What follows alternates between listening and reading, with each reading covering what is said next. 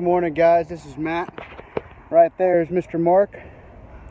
We're on top of a 3-story here next to the medical center, as you can see over here.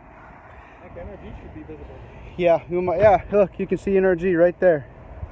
And we're up here looking at stuff like shingles blown up, caulking all over the jacks, shingles in the gutters, and some flashing that's pretty messed up. There's a bunch of leaks down here in the attic that have gone through the drywall and penetrated into the home.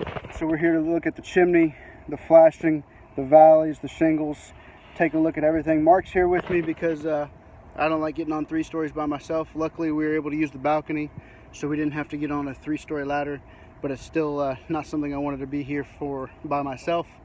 So we're going to take a look at this roof and see what we can find. Hope you'll have a great day. Stay safe, stay hydrated, and do your best. Have fun.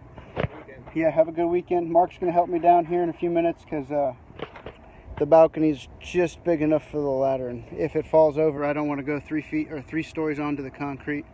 So this is what we do for our customers. We get up here when they don't want to, because I don't really want to, but it's part of the deal. It's part of the job. But we're going to do it and make sure we get everything for the customer the right way.